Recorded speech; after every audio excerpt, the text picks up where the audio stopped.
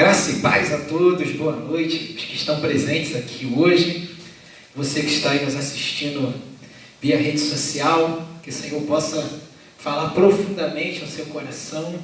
Esse mês de maio, que é conhecido como o mês da família, e por isso nós decidimos fazer o mês inteiro falando única e exclusivamente e diretamente às famílias. Então você que está aí agora reunido com a sua família, ou você que por causa de tudo que tem acontecido não tem tido a oportunidade de ter tanto contato com a sua família, talvez seus pais já sejam idosos, né? Então você está evitando de ter esse contato, mas independente de estarmos perto ou longe, de poder estar tendo essa aproximação nesse momento ou não, nós continuamos sendo família. E como família do Senhor, nós precisamos a cada dia viver os princípios de Deus em nossas vidas.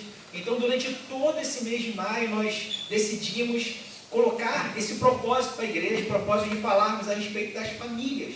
Então, nós escolhemos 8 famílias bíblicas, 8 famílias da história da igreja, e pegamos as principais características dessas famílias e estamos aplicando ela para que essa realidade seja vivida em nossas vidas.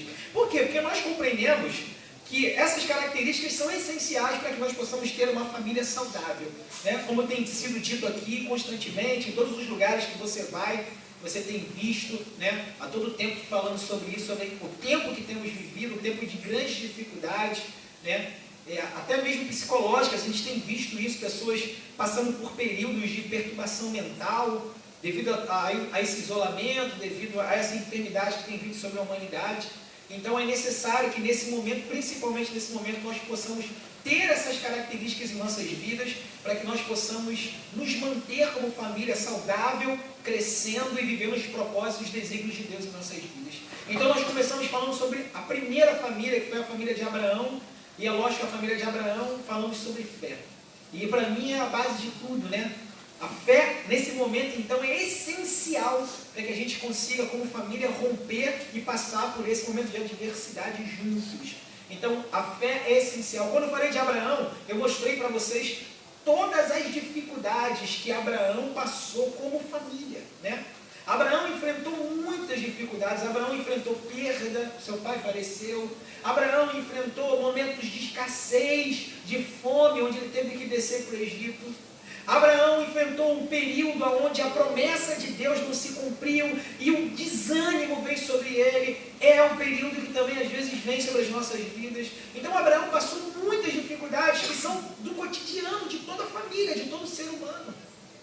Então a fé foi essencial, primordial, para que Abraão vencesse todos esses momentos, todas essas dificuldades que fazem parte da vida humana e pudesse, no fim de todas as coisas, ter a promessa de Deus se realizando em suas vidas. No segundo culto, a pastora Mary trouxe uma palavra fantástica falando sobre a família que permanece íntegra. E também é fundamental. Por quê?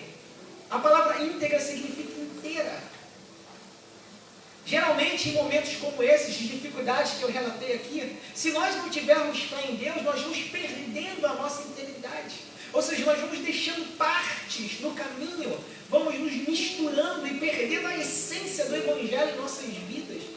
A palavra que a pastora Mary trouxe, ela falou em cima de Noé e de sua família, o qual o texto diz que no período de Noé o mundo estava corrompido. No período de Noé as pessoas haviam deixado a fé em Cristo. E a palavra diz que todos os pensamentos do coração do homem eram maus. E quando Deus observou aquilo, a palavra diz que o coração de Deus se entristeceu. Deus olhou e não enxergou na terra inteira alguém que se mantesse íntegro diante de toda aquela corrupção que havia na humanidade naquele período. Mas a palavra diz que ao observar novamente, então Deus enxergou um único homem, Noé. O único homem que, em meio a toda a corrupção que havia tomado a humanidade, se manteve íntegro, inteiro na sua fé em Deus. Guardou a sua mente e o seu coração em Cristo. E através desse homem íntegro, então, Deus começou algo novo. Porque toda vez que Deus vai começar algo novo, Ele sempre procura como base principal para isso a integridade.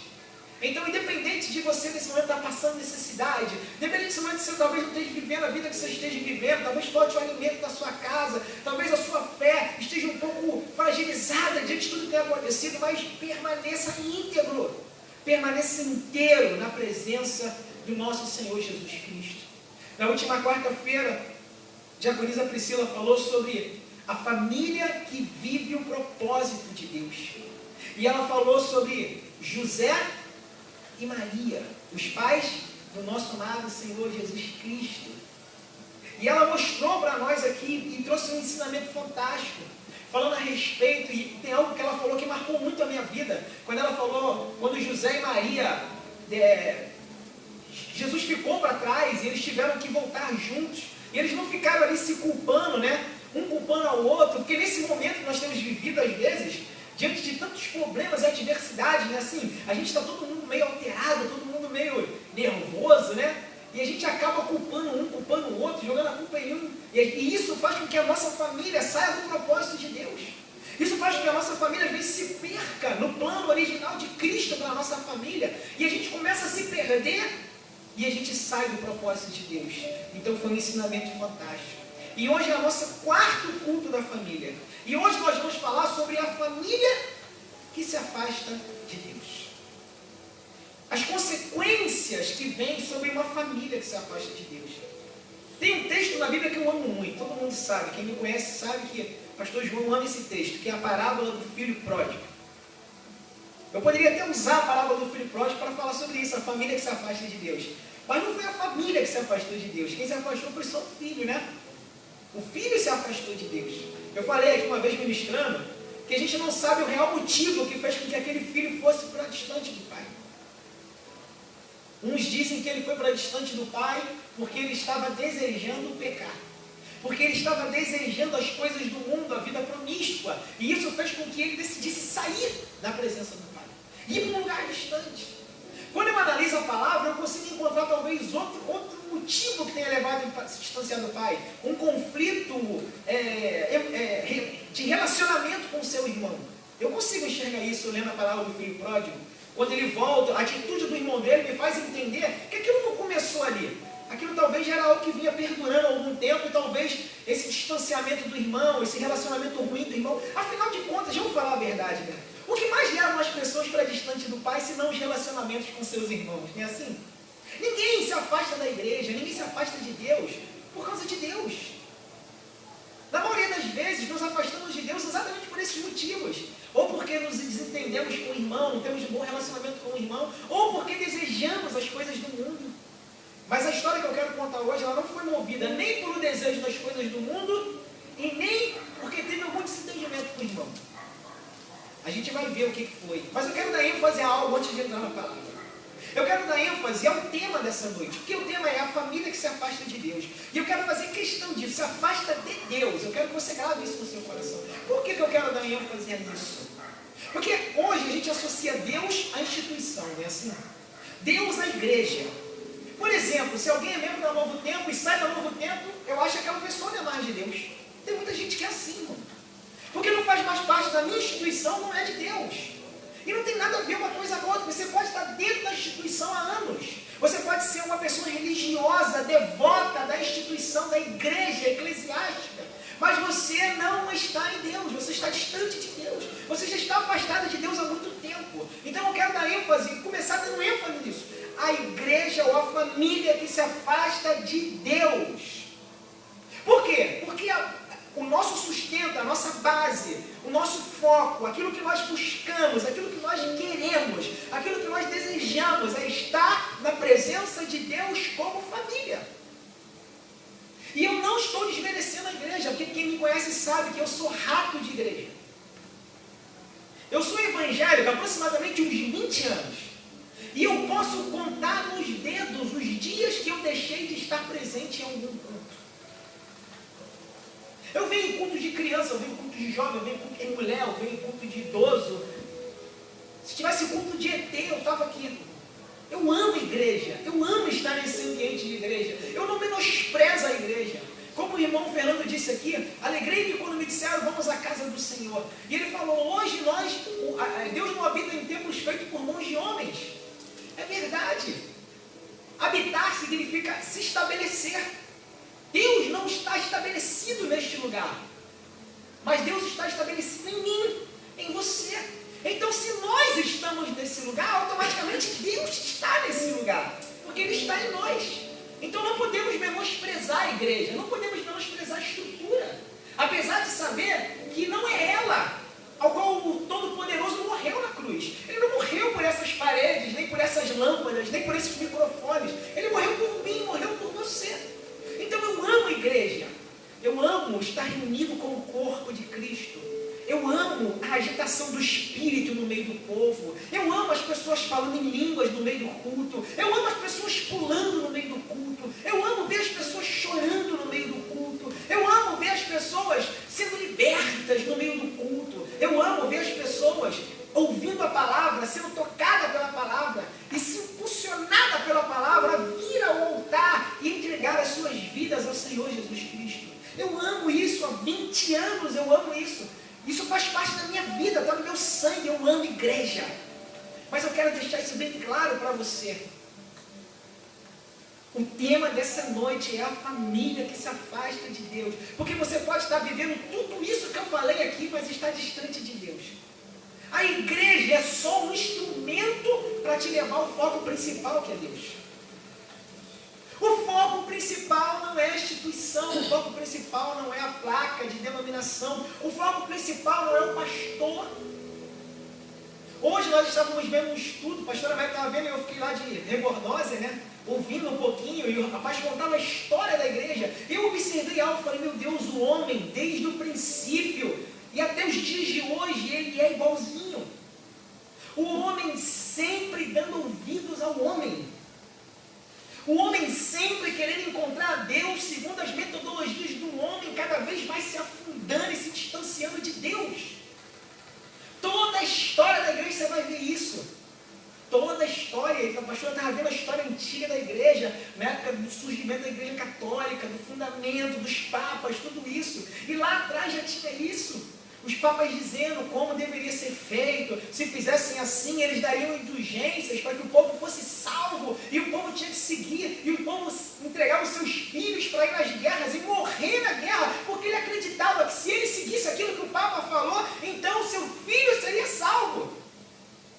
Então o homem sempre procurando seguir estruturas físicas, homens, e cada vez mais se afastando de Deus. Então eu quero dar ênfase, antes de entrar na palavra dessa noite, e de destrinchar o texto dessa noite, eu quero dar ênfase a isso.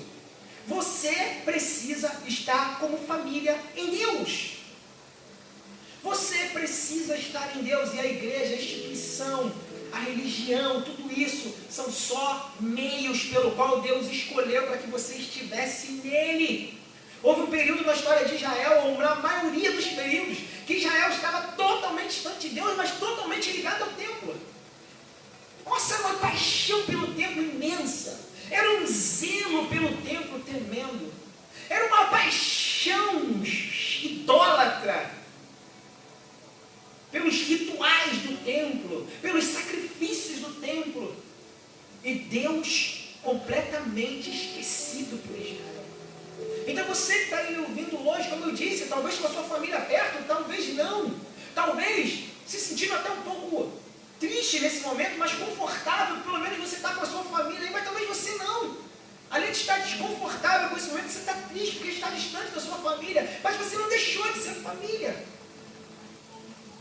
Inclusive quero mandar um beijo para os meus tios, né, que têm assistido, têm mandado para a gente lá, meus tios queridos, que eu amo tanto, não posso vê-los agora. Mas eu creio em nome de Jesus, como eu falei com a tia minha brevemente, depois de passar tudo isso, vamos marcar um grande almoço, sentar a família todos juntos, vamos rir, como sempre fizemos, nos abraçar e celebrar a vida que Deus nos deu, a nossa família.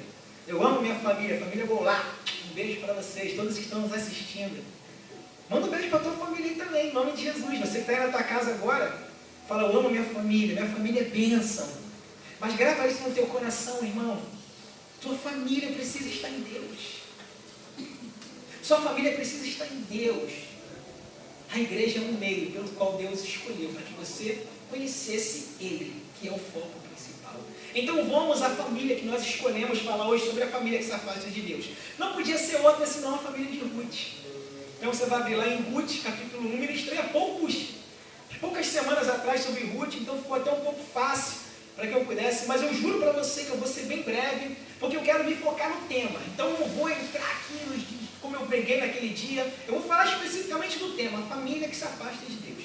Ruth, capítulo 1, vamos ler até o versículo 3. 1:3. Ruth 1, do versículo 1 ao 3, diz assim: no tempo em que os juízes governavam sobre o povo de Israel, sobreveio sobre aquele lugar grande escassez de alimentos. Eu quero parar aqui, eu vou fazendo assim, vou falando e vou trazendo algum entendimento para que a gente possa compreender. Olha que fantástico, a Bíblia diz que no tempo em que os juízes governavam, eu já falei isso aqui algumas semanas atrás, quando nós olhamos para esse período do governo de juízes, que durou aproximadamente 300 anos, que é um período conhecido como período teocrático. E esse período é classificado teologicamente como o período do círculo vicioso, ou o período da inconstância. Eu já falei sobre isso aqui, mas eu quero dar ênfase, eu quero falar novamente para que você possa compreender em qual período histórico nós estamos falando. Isso é essencial para que você entenda o contexto da palavra. Então era um período terrível. Ou seja, o texto faz questão de dizer que é no tempo em que os juízes governaram. E por que o texto faz questão de dizer isso? Tem algum motivo. Qual o motivo? O mau governo que traz consequências.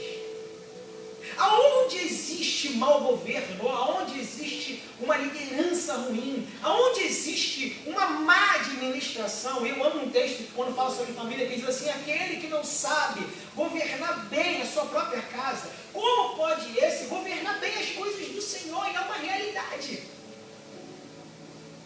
As coisas do Senhor são só um reflexo do nosso governo familiar. A maneira com que conduzimos as coisas do Senhor é a maneira com que conduzimos a nossa casa, a nossa família. Então o texto começa logo dizendo que no período onde os juízes, ou seja, nesse período teocrático, um dos períodos mais terríveis da história do povo de Deus, de Israel, a palavra diz que como consequência desse governo, o que aconteceu? Houve escassez de alimento sobre Israel. Então, muitas das vezes, eu sempre digo isso, são poucas as vezes que você vai olhar para a Bíblia e vai ver que consequências vieram sobre alguma pessoa que não tenha sido pelas suas próprias atitudes mais. Nós contamos nos dedos aqueles que passaram por algum tipo de provação, de dificuldade, de escassez, que não tenha sido proveniente de consequências de atitudes tomadas anteriormente. Aqueles que passaram por provações simplesmente para que fossem provadas a sua fé. Como nós falamos aqui, Abraão, que teve que levar o seu filho, entre aspas, ao sacrifício, que é lógico que Deus poupou, mas ele foi provado nesse nível. Mas por quê? Para provar a sua fé. Jó, que perdeu tudo para provar a sua fé. Paulo, que passou por vários naufrágios para provar a sua fé. Pedro, que foi preso para provar a sua fé. Mas nós vamos ver na Bíblia, a maioria das vezes, consequências do nosso pecado, consequências do nosso afastamento de Deus. Eu costumo dizer que a coisa mais terrível que pode acontecer na vida de um ser humano, vocês devem estar falando em sua casa agora: o pecado, isso aí eu sei, pastor. Não é o pecado. O pecado é consequência dessa coisa. E que coisa é essa então, pastor? É o afastamento de Deus.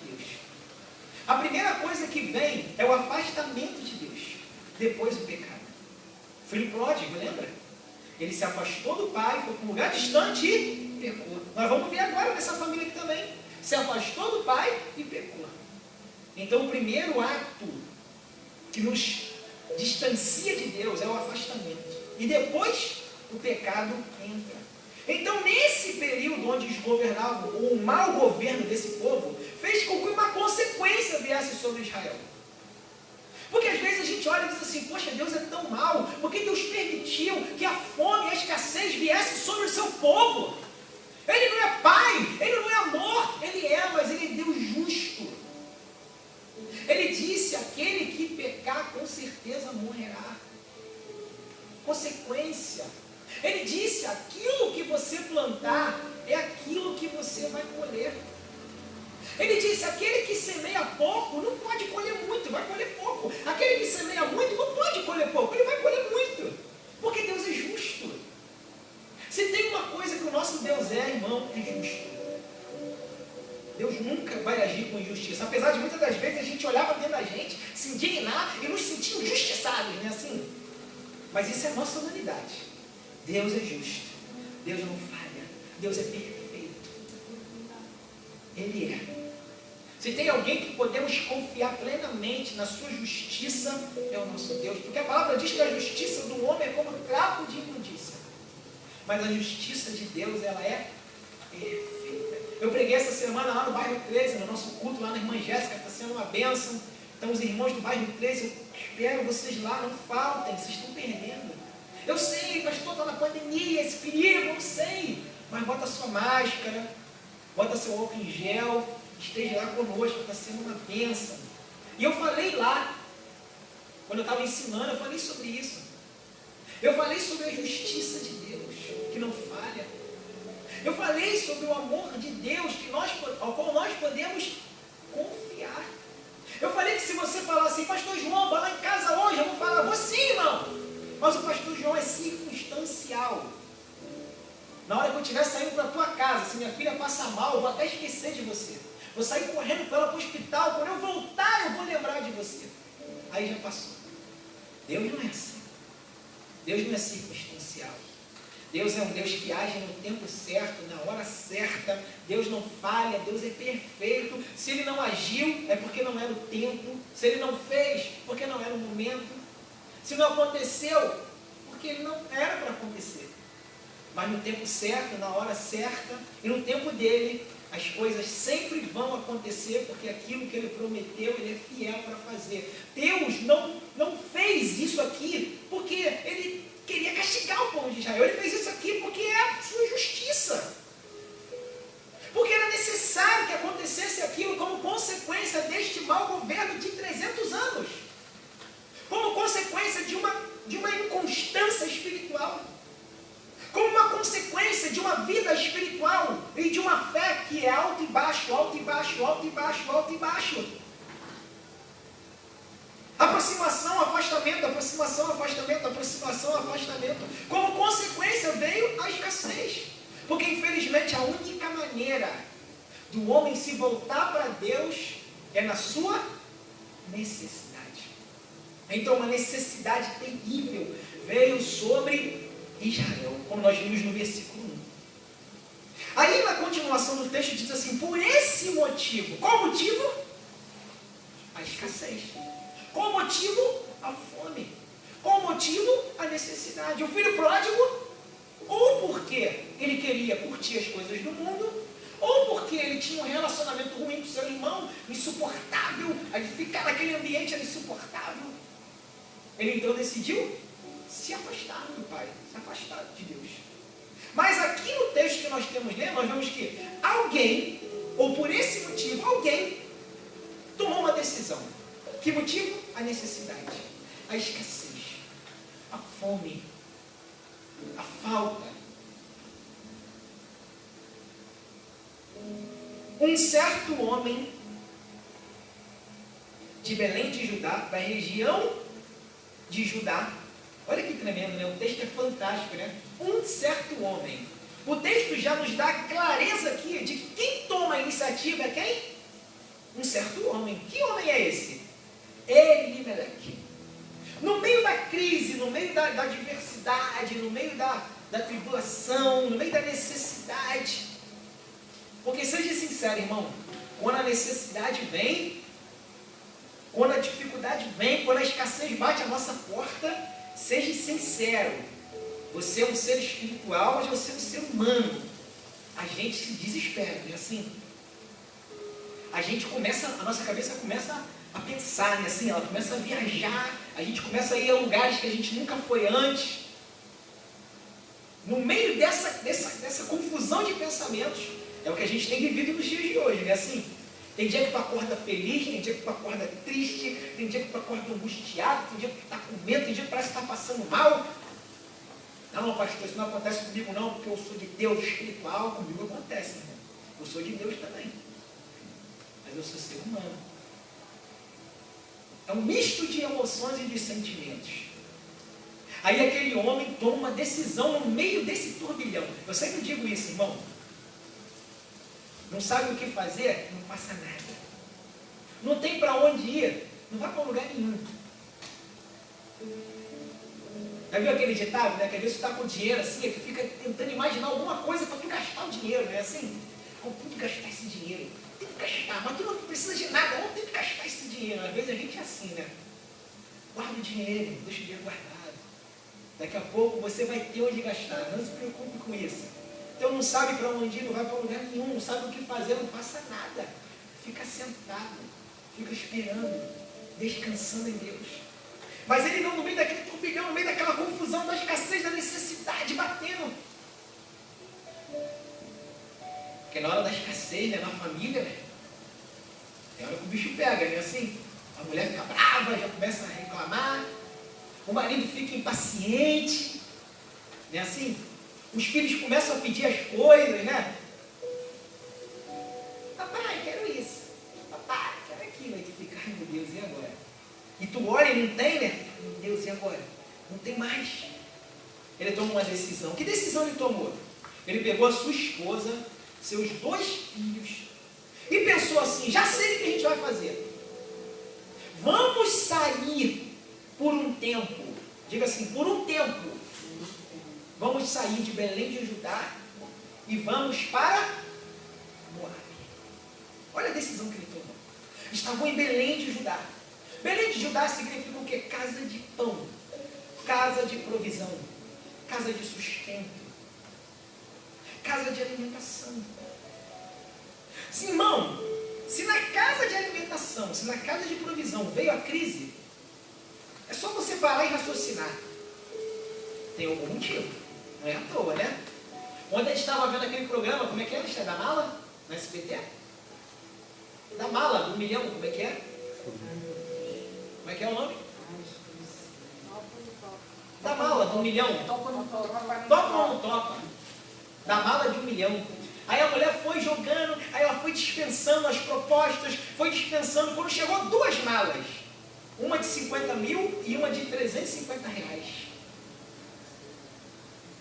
Aí a mulher lá de cima tocou o telefone, ela atendeu. Proposta. Ela tinha pedido 26 mil quando faltava 3 malas, a mulher não quis dar.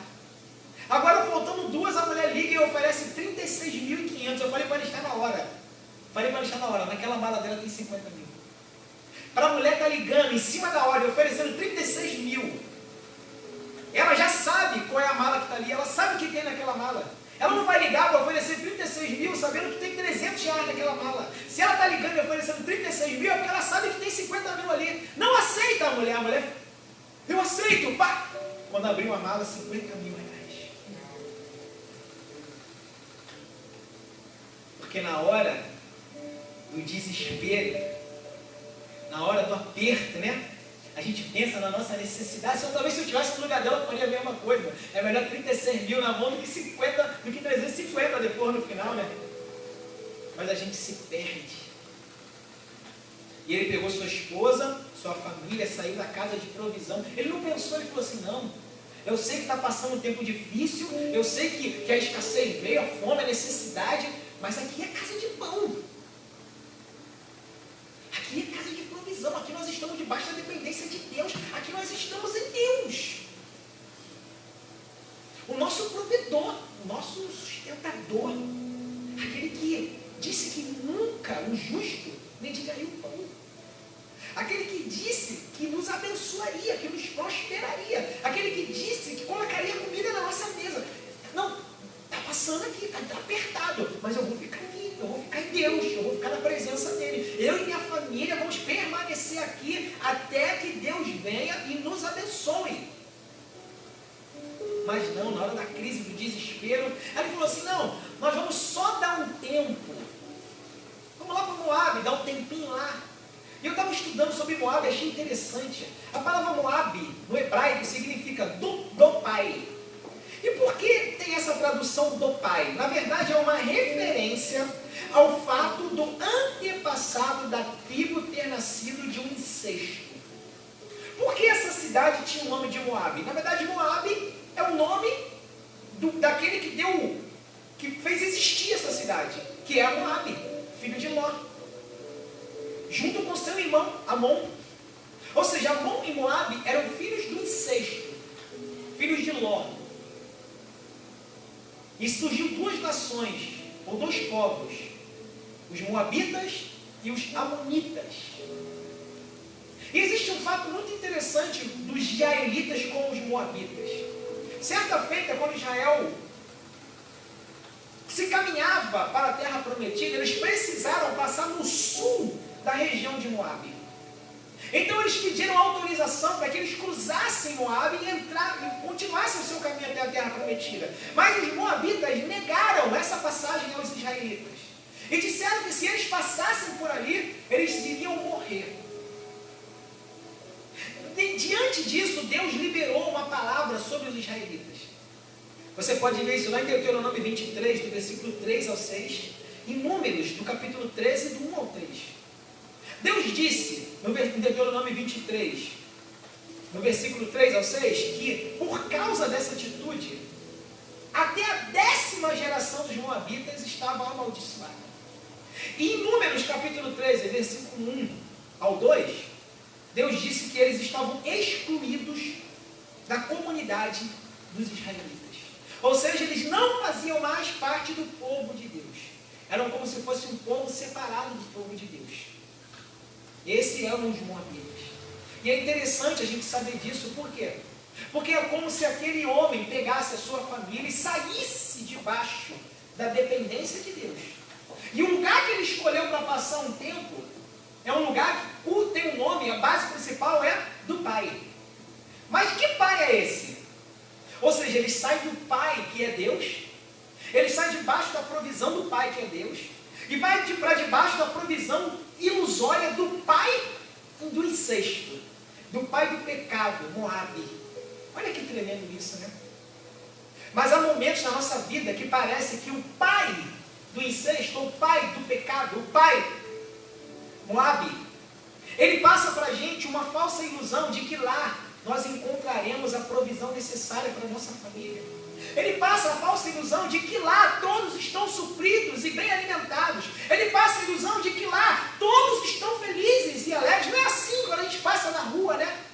E vê os moabitas tudo dançando feliz. E bebendo, né? A gente fala, poxa, os moabitas são tão felizes. Não é assim? Aí a gente pensa assim, poxa, eu estou lá na casa de pão, eu pego minha família todo domingo, vou para a igreja, passando fome, necessidade, escassez, e os moabitas, não é assim? Só alegria. Eu vou dar um tempinho lá na igreja, eu vou dar um tempinho, vou pegar minha família e vamos curtir um pouco com a Rabi. Só um tempinho. Mas olha o que diz no finalzinho do versículo 2. Chegando nos campos de Moabe, o que aconteceu? Eles tomaram outra decisão. Quando eles saíram pensando o quê? Não, vamos só lá um pouquinho, suprir nossa necessidade, depois a gente volta. Mas a palavra diz no versículo 2 que quando eles chegaram lá, o que aconteceu? Eles tomaram outra decisão. Qual foi a decisão? Aqui em Moabe está bom demais. Moabe é maravilhoso. Vamos ficar aqui para sempre. Não é o que está escrito aqui no texto? Chegando lá, eles se estabeleceram, eles decidiram ficar. Olha, eles iam lá só passar um tempo. Não, agora vamos ficar. É tão bom, Moabe é tão gostoso. Eu sei bem o que é isso. Com 17 anos, eu entreguei minha vida para Jesus. As dificuldades, as lutas, os desejos. Aí eu falei, vou lá em Moabe rapidinho, depois eu volto. Fiquei 5 anos em Moabe. 5 anos. 5 anos de sofrimento. No começo é legal, né? É só... É assim. Mas depois, irmão, começa a vir as consequências. E a consequência veio sobre esta família, como nós podemos ver agora. A palavra diz no versículo 2, esse homem se chamava Elimeleque, sua mulher Noemi, e seus 2 filhos Malom e Quilion. Chegando nos campos de Moabe, ali ficaram. Versículo 3, algum tempo se passou. Lembra que eu falei? No começo é só festa, irmão. No começo é só alegria, né? Assim. Mas passado algum tempo, vê se não é assim.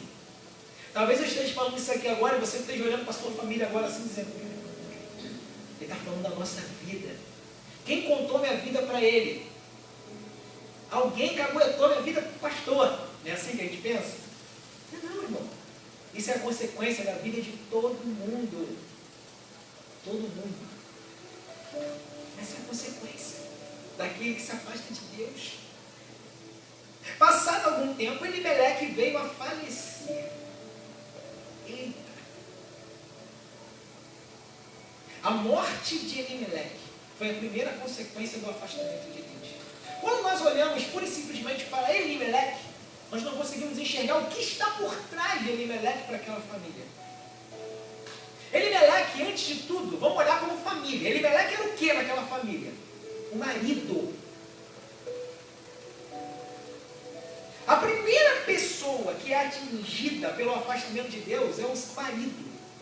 Por que o marido? Porque o marido, como o Diácono Fernando gosta muito de dizer, né? O marido é o pastor. É o pastor, Fernando? Como é que fala? Pastor, rei, profeta, sacerdote, rei, pastor. Profeta e o sacerdote. Quando o marido é atingido, não é atingido só o marido, é atingido o marido, o rei, o profeta e o sacerdote. Logo, quando é atingido o rei, significa o quê? Que aquela família se perde no governo, porque o rei é para governar. A família fica confusa, não sabe para onde ir, não sabe o que fazer, porque o governador foi atingido. Não tem mais governo. Quando atinge o pastor, a família fica sem alguém que a instrua, né? Porque a palavra diz que a função do marido é o quê?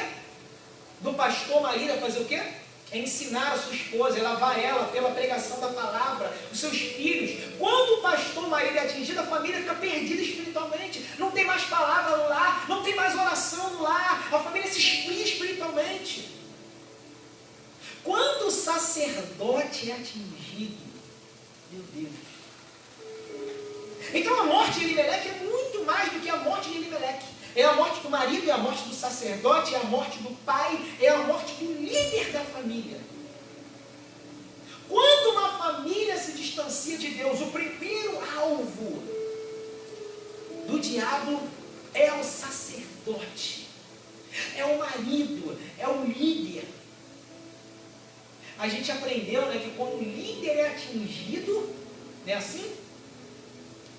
Todo o rebanho se perde, não é assim? Isso é bíblico. Isso é bíblico. E é uma realidade. Quando um líder é abalado, muitas pessoas se perdem.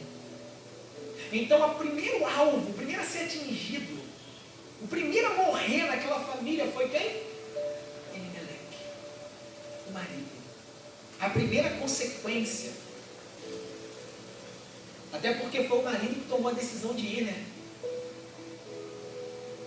Aí versículo 4 diz assim, no 3 termina dizendo, e Noemi ficou apenas na companhia de seus 2 filhos solteiros. Logo se casaram. Olha que tremendo isso, né? Lembra da consequência que Deus estabeleceu sobre os moabitas? Uma das consequências que Deus falou lá em Números foi o quê? Esse povo não é mais parte do meu povo. Ou seja, vocês israelitas não se relacionem com ele de hipótese nenhuma. Não se casem com eles e não deem os filhos de vocês em casamento. Não é isso que o texto dizia? Mas aqui diz, e olha que tremendo isso, analisando isso hoje, falei, caramba, como é que eu nunca notei isso antes? O texto diz que quando eles pisam em Moabe, passou algum tempinho, Elimeleque morre, sacerdote, o líder, o pai, o pastor. Note que logo após a morte de Elimeleque, o que acontece? Os filhos dele se casam com moabitas.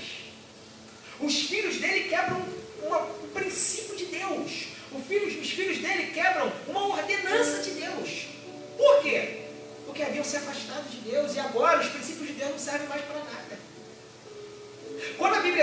pródigo se afastou do pai, ele viveu uma vida dissoluta. Dissoluta significa irresponsável.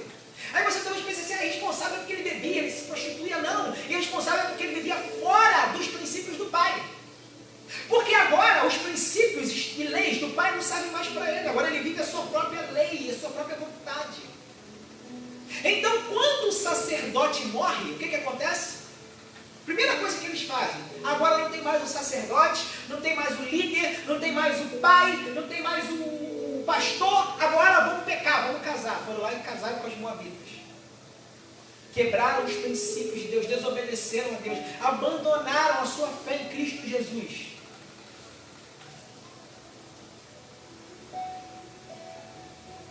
Olha que terrível. Só nesse período aqui eu consegui identificar aqui várias coisas que eles perderam nesse afastamento de Deus. Primeiro, perdeu o marido, perdeu o líder, perdeu o sacerdote, perdeu o governo, não tinha mais liderança, não tinha mais base espiritual, não tinha mais provisão. Perderam os filhos. Os filhos se entregaram ao pecado, os filhos se afastaram de Deus, os filhos seguiram suas próprias convicções. Quebraram os princípios, perderam os princípios. A família que está longe de Deus perde princípios. Perderam a sua fé. Perderam a provisão de Deus. Perderam a alegria. Porque Noemi diz, eu não vou entrar nesse mérito, mas Noemi diz, não me chame mais de Noemi. Agora me chame de Mara. Eu não quero mais saber, eu não tenho mais alegria nenhuma. Agora eu sou amarga. Perderam a esperança. Quando ela fala para suas noras, voltem minha filha, eu já sou velha, eu não tenho mais jeito para mim, o que me resta é a morte, Deus pesou a mão sobre a minha vida, acaba comigo. Não tinha mais esperança. Olha quantas coisas se perderam no afastamento de Deus. E o principal de tudo, perderam a família, né? Porque se não tem mais marido, se não tem mais filhos, e a mulher agora é uma mulher amarga, acabou a família. Desestabilizou. E era a família perfeita, né? A família dos sonhos. Por quê? Porque eles tinham 2 filhos homens. Você pode ler mais à frente aqui que quando Ruth engravida de Boaz, o povo diz assim, que bom, Noemi, porque agora o nome da sua família vai perpetuar e não será mais esquecido. Por quê? Porque quem dava continuidade ao nome da família era o filho homem. Se não tivesse filho homem, aquela família seria extinta, não existiria mais. Por exemplo, eu nasci em família Goulart, e eu casei, tive filhas mulheres e morri só com filhas mulheres.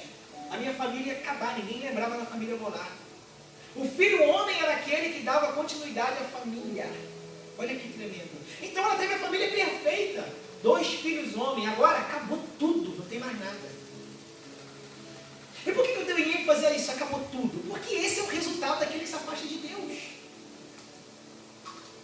Às vezes a gente fala, a pessoa fala assim, pastor, está amaldiçoando. Não, irmão. Eu estou falando da realidade bíblica. Eu estou falando da consequência e o resultado de viver uma vida distante de Deus. Não estou falando de igreja, estou falando de Deus. Porque você pode estar dentro da igreja e vivendo tudo isso. E não entende, Deus, por que tu está fazendo isso comigo? Porque Deus está falando, porque você está distante de mim. Você está na igreja, mas não está em mim. Sua família vem todo domingo para a igreja, mas não está em mim. Sua família vai lá cantar louvor, mas não canta para mim. A família é distante de Deus. A família é longe de Deus. Aí no versículo 6 diz assim, mas um dia Noemi soube que lá em Moabe, que o Senhor havia visitado o seu povo e provido boas colheitas. Lembra o que eu falei aqui no início? No momento certo, na hora certa, no tempo certo, Deus sempre dará o sustento na casa de pão. Pode ficar tranquilo, meu irmão. Pastor está falando com você nessa noite aqui. Pastor, não tem um alimento na minha casa. Fica tranquilo. Na hora certa, o alimento vai chegar na sua casa. Na hora certa, Deus vai prover o que você precisa, porque Ele é fiel. Quando Noemi ouviu falar sobre isso, imediatamente o que ela fez? Aprontou suas coisas e disse, eu vou voltar para Belém de Judá. Eu vou sair de Moabe. O que fez com que Noemi, Elimeleque e Malom Quilion saíssem da presença de Deus e fossem para a presença de Moabe, fossem para a casa de Moabe, a casa do pai Moabe? Quem lembra? Quem foi o motivo? Qual foi o motivo? Alguém lembra? O que levou Elimeleque a pegar sua família e falar assim, vamos sair daqui, vamos para Moabe? Qual foi o motivo? Quem lembra? A fome, a necessidade. Agora, Noemi ouve falar que lá em Belém de Judá, o que está acontecendo? Deus está abençoando o povo e eles estão prosperando. E ela olha para a realidade dela, e qual era a realidade dela? 10 anos depois que ela já tinha saído, qual era a realidade dela? Pior do que aquela quando ela estava em Belém de Judá. Porque quando ela saiu de Belém de Judá, ela tinha o pai, ela tinha o marido, o sacerdote, ela tinha um líder, ela tinha um pastor, ela tinha 2 filhos que estavam debaixo dos princípios de Deus, obedientes, fiéis. Ela tinha uma família perfeita, um nome a se perpetuar por toda a eternidade. Agora ela não tem mais marido, não tem mais filhos, não tem mais provisão, não tem mais fé, não tem mais princípio, não tem mais alegria, não tem mais esperança. A condição dela é muito pior, não é? Se eu pudesse botar aqui agora, o que existe na vida de Noemi agora? O que existe na vida de Noemi? Frustração, dor, tristeza e uma culpa imensa. É só o que restou. Aí ela ouve falar que lá Deus está abençoando. A mesma decisão que fez com que ela saísse é a mesma decisão que leva ela de volta. A necessidade. Vê se não é assim que acontece, né? Pelo menos na minha vida foi assim, na sua não. Porque você usa aquele jargão. Você foi pelo amor. Eu gosto de fazer isso. Eu até falei, esse pastor é debochado. Você foi pelo amor. Que mentira. Ninguém foi pelo amor, irmão. Todos nós fomos pela necessidade. Todos nós fomos pela dor. Não é assim? Um dia eu saí de Belém de Judá. Falei, eu vou para Moabe. Fui lá para Moabe, fiquei 5 anos em Moabe. Quando eu já estava lá no fundo do poço, não tinha mais nada, destruído, acabado, arruinado. Aí eu falei, agora eu vou voltar pelo amor. Não tinha nada. Igual um desgramão, estou voltando pelo amor. Mentira. Cheio de necessidade. Não, lá em Belém de Judá, Deus abençoou os seus. Lá em Belém de Judá, Deus continua mudando famílias. Lá em Belém de Judá, Deus continua transformando pessoas. Lá em Belém de Judá, famílias continuam saudáveis. Eu vou voltar para Belém de Judá. Não estou voltando pelo princípio certo, não. Eu tinha que voltar pelo amor. Mas como nenhum homem volta pelo amor, então eu vou voltar pelo motivo errado mesmo, mas vou voltar. Vou voltar pela dor. Só para Deus me abençoar. Não é assim que a gente pensa?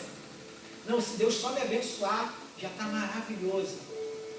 Se Deus só me deixar, né, me dar uma vida tranquila, eu vou voltar pela minha necessidade. E foi o que levou Noemi a voltar. Mas, irmão, Deus é tão maravilhoso, que assim como Noemi, nós também voltamos pelas nossas necessidades, pelas nossas aflições, por uma enfermidade, por uma dor, por um sofrimento, uma família destruída, um casamento acabando, né, um desemprego, uma necessidade financeira, e a gente vem correndo, Senhor, me ajuda, me tira desse sofrimento. Mas olha o que diz o capítulo 4, irmão. Eu amo o tema do capítulo 4, e a gente termina aqui no capítulo 4, eu falei só alguns versículos. Olha o tema do capítulo 4, o resgate de Noemi.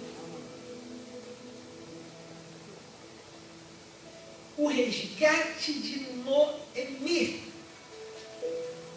Cara, quando eu li isso hoje, eu falei, meu Deus. A mulher volta e tudo que ela carrega com ela é frustração, é dor, é tristeza, é culpa, consequência das suas próprias decisões precipitadas. Tudo que Noemi viveu é uma colheita. Tudo que eu e você vivemos como família é resultado de uma colheita, irmão. E você tem consciência disso. Para pensar, você que está aí na sua casa agora. Pastor, a gente está sofrendo muito. Meu casamento está destruído, minha família, meus filhos perdidos. Consequências. Não é Deus, é ruim. Você plantou coisas mais e está colhendo agora. Você se afastou de Deus.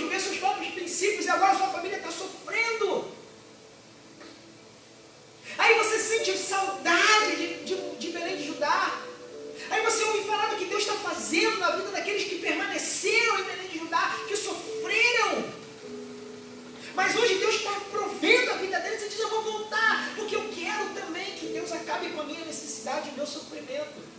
Mas pastor, isso é errado. Eu tinha que voltar porque eu amo a Deus. Não importa o que é errado, o que é certo. O importante é que você venha.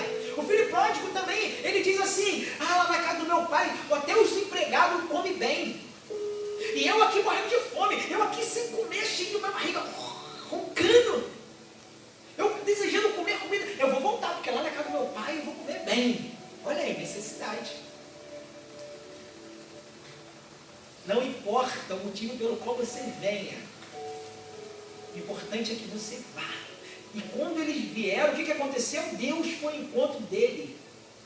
Ainda que a motivação dele fosse a necessidade, o Pai amoroso estava lá para acolhê-lo. Eu quero ler o versículo 5. E achei fantástico. Contudo, Boaz, olhando para o resgatador daquela família, lhe preveniu: no dia que você adquirir os campos das mãos de Noemi, estarás igualmente recebendo também a Rute, a Moabita, a mulher daquele que morreu, a fim de perpetuar o nome do falecido sobre o seu patrimônio. Ele então respondeu: o que tinha o dever de resgatar em primeiro lugar, o que tinha direito sobre ela. Ele disse: assim não vou assumir esse direito, pois estaria colocando em risco todos os meus bens e propriedades. Declino, rejeito o meu direito em favor, ao teu favor. Podes exercer tu meu direito de resgate, pois eu nem posso fazê-lo. Quando eu li isso aqui hoje, eu falei para o pastor, eu falei: meu Deus, cara, que tremendo. Eu nunca me atentei para isso. Isso aqui é Boaz conversando com um parente de Noemi, que era aquele que tinha direito, antes de Boaz, de resgatar ela. Teologicamente, esse resgatador, ele é conhecido como o diabo. Quando ele olha para a questão financeira, ele diz assim: eu vou exercer o meu direito. Eu vou comprar, eu vou adquirir o meu direito, eu vou comprar os campos todos, e tudo isso aqui será meu. Aí Boaz lembra ele dizendo assim: olha, mas junto com os campos também vão Rute e principalmente Noemi, a velha Noemi. Aquela que carrega consigo frustração, dor, tristeza e culpa. A pobre Noemi. Por que isso aqui hoje impactou meu coração? Ontem eu tive uma experiência tremenda. Ontem eu saí de tarde, quando eu estou entrando na minha casa, não tinha ninguém na rua. Quando eu abri meu portão, eu escutei uma voz de uma mulher falando assim: moço. Ela falava até meio baixo assim. Eu olhei, aí ela com uma mala de viagem carregando assim: ela: moço, por favor, o senhor não tem 1 quilo de alimento para me arrumar? Eu tenho filhos pequenos. E eu falei assim: espera um pouquinho aqui. E eu entrei na minha casa e tinha uma cesta que eu tinha ganho de uma irmã aqui da igreja. Já estava. Eu peguei, abri, peguei os 6 alimentos, fui na minha estante, tinha uns maionese lá, 4 potes de maionese, peguei, fui lá fora e falei assim: aqui, querida. Irmão, quando ela olhou para mim, ela começou a chorar. E ela disse assim: que paraíso! Eu falei: o que a senhora disse? Ela: isso aqui é um paraíso, é um milagre.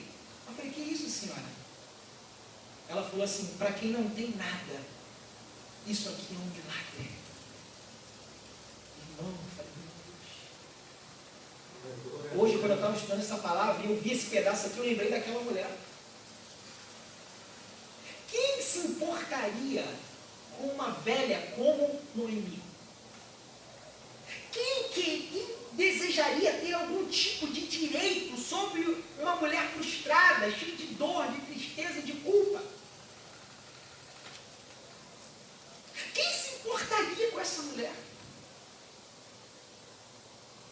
Quem estaria disposto a pagar um preço por causa de alguém nessas condições?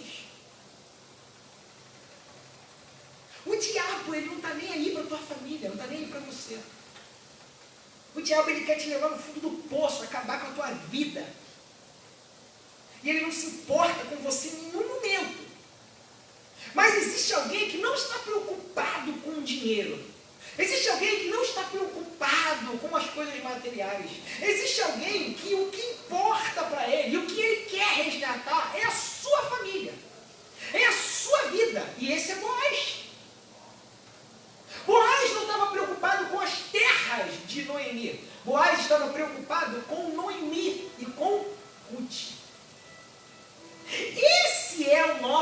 resgatador. Existe alguém agora que está olhando para a sua família. Talvez o que exista hoje na sua família, o que tenha restado hoje na sua família, é frustração de não ser a família que você sonhou. É a dor de ver pessoas da sua família se perdendo. É a tristeza de não ver a sua família do jeito que você desejou. E talvez hoje o que resta é a culpa. E você vai no Moab e diz assim, me ajuda, ajuda a minha família. E o Moab fala assim, eu não vou pagar esse preço não. Eu não quero pagar preço nenhum, eu não quero. Mas existe alguém que quer pagar o preço pela sua vida. Existe um Boaz que quer pagar o preço de resgate pela sua vida, pela sua família. O que é que eu preciso fazer, pastor? Precisa voltar para Deus. Precisa voltar para Jesus. Não importa as razões, os motivos que te levem de volta a Cristo. O que importa é que você volte para Cristo. Você que está nos ouvindo aí agora, na sua casa agora, volta para Cristo. Pega a sua família e volta para Cristo. Porque existe alguém que te ama e está disposto e já pagou o preço, um alto preço pela sua família. Ele se chama Jesus Cristo. E olha o que ele faz com essa mulher que só carregava frustração, dor, tristeza, culpa, que volta por necessidade. Versículo 16 do capítulo 4. Noemi tomou um menino no seu colo e passou a cuidar dele como se fosse mãe. Cara, eu fico imaginando Noemi, quando pegou o filho de Boaz e de Ruth no colo. Cara, meu Deus, que sensação. O texto diz aqui que ela, quando pegou aquele menino no colo, ela cuidou dele como se fosse a mãe dele. Eu fico imaginando que quando ela olhou para aquele menino, e ela lembrou de tudo que ela tinha passado, distante de Deus, e olhou e segurou aquele menino no colo, ela deve ter pensado assim, meu Deus, como esse Deus é fiel. Como eu pude me afastar desse Deus? Se nós tivéssemos nos mantido como família na presença de Deus, eu não teria passado por tudo o que eu passei. Eu teria passado sim momentos de sofrimento. Eu teria passado sim momentos de escassez. Mas eu não teria passado por toda esta dor e essas perdas que eu passei.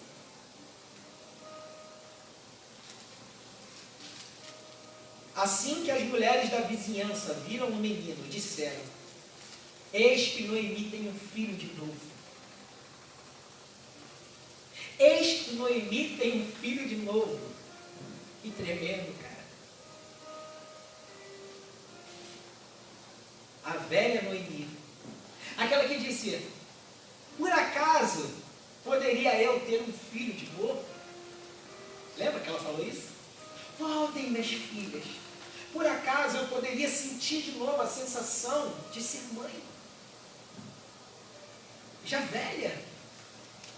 Sim, Deus faz isso. Deus é fiel. Por acaso, pastor, poderia eu de novo sentir a sensação do que é ter uma família em Deus? Já faz tanto tempo que a minha família está assim. Já faz tanto tempo que eu sonho, que eu luto por uma família de novo em Deus. Ou por ter uma família em Deus. Será? Sim. Volta para Belém de Judá. E lhe deram um nome, Obed. Obed foi o pai de Jessé, que por sua vez se tornou o pai de Davi. Olha que tremendo, né? Ela só queria que o nome da família continuasse. De repente se afastou de Deus, o sonho foi por água abaixo. Acabou o sonho da família perpetuar. Deus, ele é tão grandioso que não só o nome da família perpetuou, como a maneira com que Deus veio perpetuar é tremenda, né? Porque o nome dele ficou conhecido no mundo inteiro, por todas as gerações. Por quê? Porque foi desta família que se levantou o resgatador de todas as famílias. Foi dessa família resgatada que se levantou aquele que fez com que todas as famílias fossem abençoadas, como promessa dada por Deus lá em Gênesis capítulo 12. Abençoarei o teu nome, engrandecerei o teu nome, e em ti serão abençoadas, benditas todas as famílias da terra. Se cumpriu na família de Noemi. Esta, pois, é a história da posteridade. Se continuou, não morreu, não acabou. A história da sua família não acabou ainda. Mas pastor, já perdeu tudo, já perdeu o sacerdote, os filhos já estão perdidos. A esposa já está sem esperança, a esposa já está frustrada, triste, carrega a culpa, a dor. A família está destruída, pastor, acabou, pastor. Os irmãos não se falam, briga, confusão, acabou, pastor, não tem mais nada. Esta, pois, é a história da posteridade. Continuou, não acabou. Porque quando estamos em Deus, Deus continua a nossa história. Eu não vou ler aqui, porque é genealogia. Eu vou ler só o 22. Obed gerou Jessé, e Jessé gerou a Davi. Que linda história. Que linda história. Talvez você esteja nos ouvindo aí na sua casa agora, e ao ouvir essa mensagem, você se identificou com ela. Talvez você olhe para a sua família hoje e não há esperança, não há alegria em fazer parte desta família. Como assim, pastor? Eu não estou dizendo que a sua família não te traz alegria, eu estou querendo dizer que a vida que vocês vivem como família não te traz alegria, não te traz prazer. Talvez você olhe para o seu marido, você queria que ele fosse um sacerdote, um pai, um líder, um pastor da sua casa. Talvez, marido, você olhe para sua esposa e como, eu sempre esqueço o nome dele, mas o marido de Ana, alguém lembra o nome do marido de Ana? Eucana. Olhava para Ana e uma vez ele disse para ela assim: Ana, não aguento mais. Não aguento mais essa choradeira, essa amargura. 14 anos, essa mesma história, choradeira, amargura. A gente vem aqui na casa do Senhor para celebrar o Senhor no templo, entregar as suas ofertas, e você chega aqui, só fica lá no canto sozinha, chorando, sou uma mulher de amor. Aí talvez você olhe, marido, e diz: minha mulher, não aguento mais, pastor. É só amargura, é só dor, é só sofrimento, é só tristeza, é só culpa. Talvez você olhe para os seus filhos e que tristeza. Distantes da família, não sentam no lar com vocês, não conversam, só sempre quando fala gritando, querendo sobressair sobre os pais. Filhos nas drogas, filhos que não falam com o outro, briga, confusão. Família destruída, você diz: meu Deus, acabou, pastor. Esse é o cenário da minha família, acabou, não tem mais jeito, não tem mais esperança. Tem sim. Volta para Deus. Mas pastor, eu não estou na igreja. Não estou falando de igreja, volta para Deus. Volta para Deus. Pega a tua família e volta para Deus. Eu sei, pastor, assim que voltar o culto, eu vou lá na igreja com a minha família, vou lá na frente, no primeiro apelo que o Senhor fizer, e nós vamos voltar para Deus. Venha no culto, assim que acabar, eu quero essa igreja lotada, irmão, abarrotada com toda a tua família. Vai ser o culto mais lindo que a gente já fez. Pastor, vai fazer até a dança lá, ó. Estou treinando. Se prepara. Tá doido, em nome de Jesus. Se eu fizer aquela dança, a igreja vazia na hora. Já era.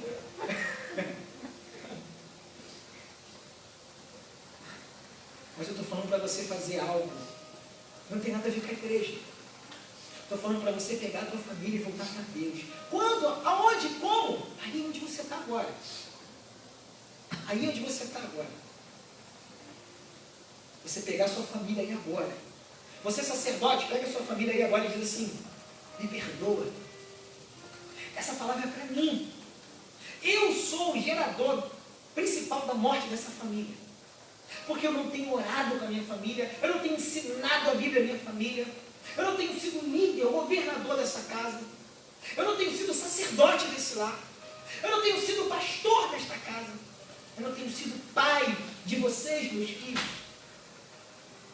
eu não tenho tenho sido pai, eu não tenho sido autoridade, eu não tenho sentado e ensinado vocês, eu não tenho amado, me perdoa. Talvez você, mulher, vire para o seu marido agora, para a sua família e diz, me perdoa. Eu só fico chorando, triste, desanimada, reclamando, murmurando, tudo está ruim, tudo não presta, tudo não sei o que. Me perdoa. Talvez você, filho, rebelde, afastado, distante dos seus pais, vivendo uma vida dissoluta, vira para os seus pais aí agora e diz, pai, me perdoa. Vira para o seu irmão, você que não está falando com o seu irmão, irmão, me perdoa, cara. Ontem, no meio de tudo que a gente está vivendo, eu fui na praça ali de noite correr, o pessoal brigando na praça, irmão. No meio da pandemia, a gente morrendo, e as pessoas brigando. Eu falei, meu Deus, Senhor, não é possível, o homem não aprende. Nós somos desgraçados mesmo. Nós somos sujos, podre, imundo. Por isso que nós precisamos de Deus. Por isso que a gente precisa pegar nossa família e colocar em Deus. Então nós vamos colocar um louvor agora, falando sobre família. Enquanto esse louvor estiver tocando aí, não sei por onde, vai tocar aí, misteriosamente você vai ouvir tocando. Nós vamos orar agora, como família. Então eu gostaria de chamar aqui minha família. Está faltando uma, né? A Radacinha não veio, mas está aqui a pastora Amélia, a Esther. Então eu gostaria de chamar minha família aqui. E nós estaremos fazendo essa oração. A oração do quê? A oração da família que se afastou de Deus e a oração da família que quer voltar para Deus. Amém? Feche seus olhos aí, vamos orar. Dê a mão para sua família, para sua casa agora. Chame toda a sua família. Todos aqueles que estiverem aí na sua casa. Vai lá no quarto, bate lá na porta e fala, ei, vem aqui para a sala agora. Vamos orar todos juntos agora. Vamos todos juntos ir até a Deus. Feche seus olhos agora como família. Paizinho, em nome de Jesus. Escute esse louvor antes de nós orarmos.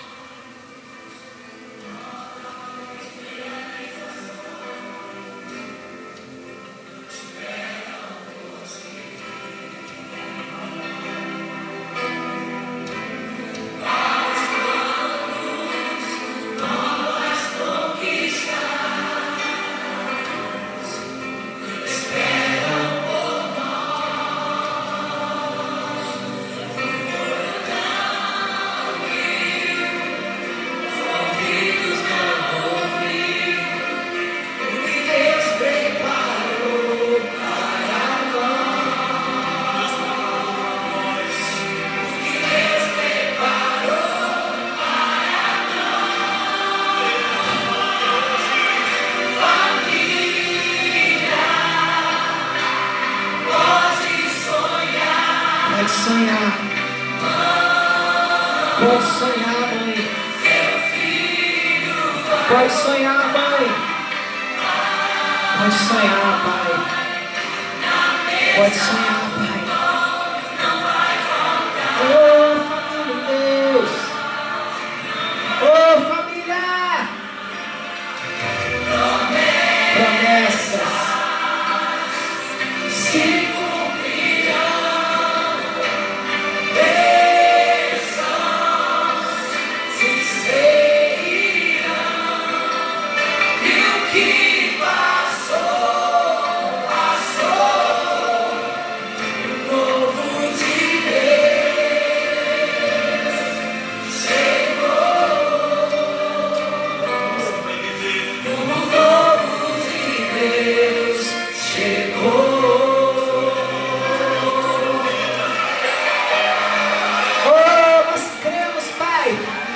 esse novo tempo está chegando sobre a nossa família.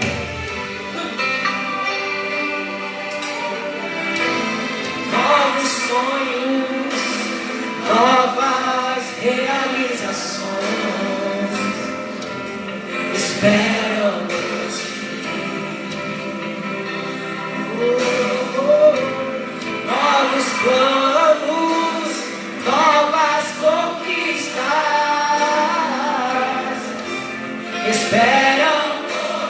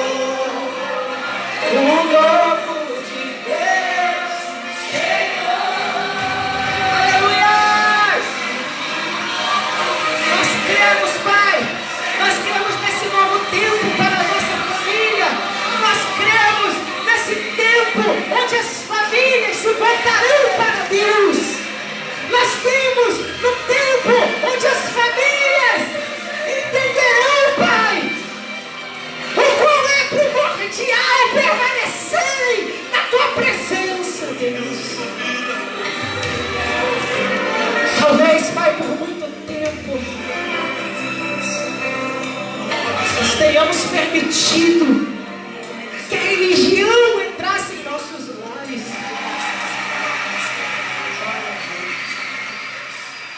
Aproximamos as nossas famílias da religião e nos esquecemos de conduzir as nossas famílias para Deus.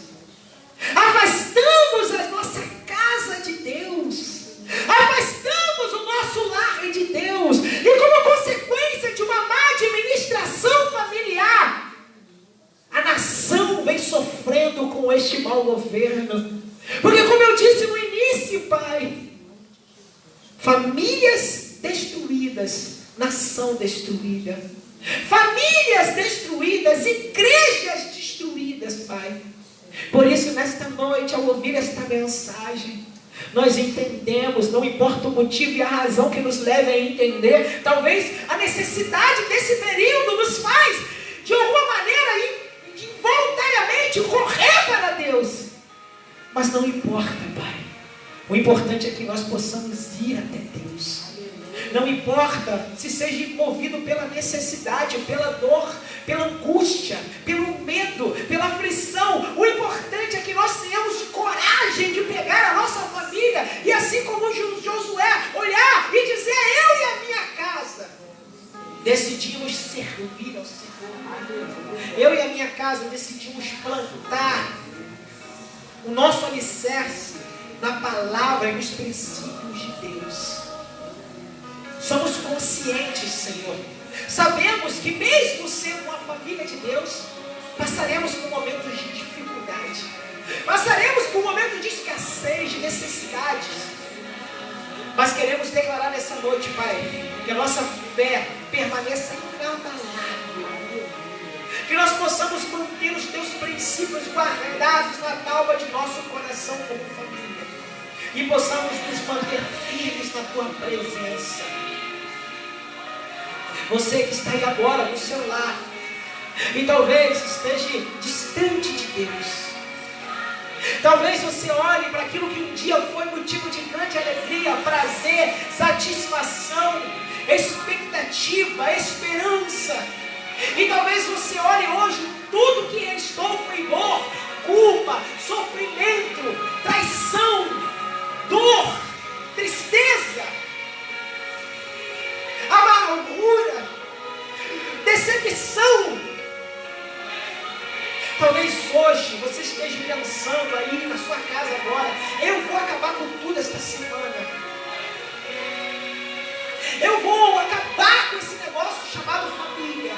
Eu não suporto mais. Eu pensei que ia ser feliz. E a família, esse tal de família, só me trouxe angústia, dor, sofrimento, tristeza, amargura.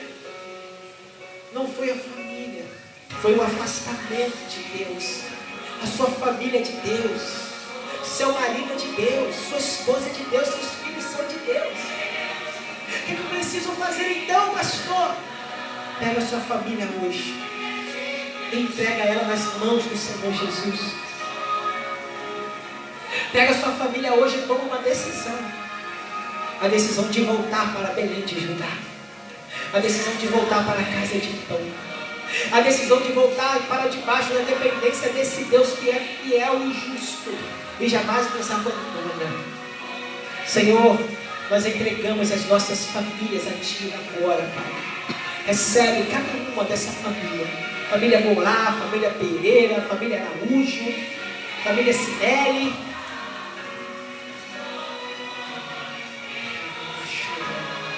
Aleluia. Glória a Deus. Tu conheces o nome de cada família, Senhor. Tu conheces, Pai.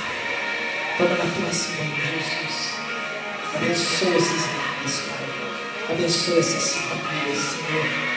Assim, Deus, como família nessa noite, juntos nós oramos e cremos nesse novo tempo sobre a nossa família, em nome de Jesus.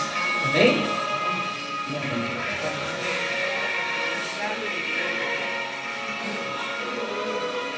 Próximo culto, quarta-feira, às 19 horas. O tema é removendo a esterilidade do meio da família.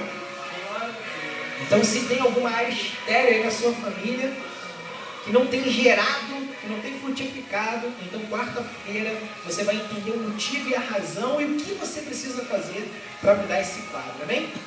Levante sua mão direita aí, que a graça e a paz do nosso amado Senhor Jesus Cristo, as doces, incomparáveis consolações, o amor de Deus Pai que vem a nós por meio do Espírito Santo de Deus, esteja com a igreja de Jesus que está espalhada em cada canto dessa terra, mas em especial com você que está aqui conosco presencialmente nessa noite e com você que está nos assistindo pelas mídias sociais. Que o Senhor te abençoe e abençoe a sua família nessa semana. Se você crê nisso, então terminamos hoje dando um forte aplauso ao nome do Senhor Jesus. E eu preciso te dizer mais uma coisa. Se inscreva lá no nosso canal no YouTube, né? Assim, ative o sininho, deixe o seu like.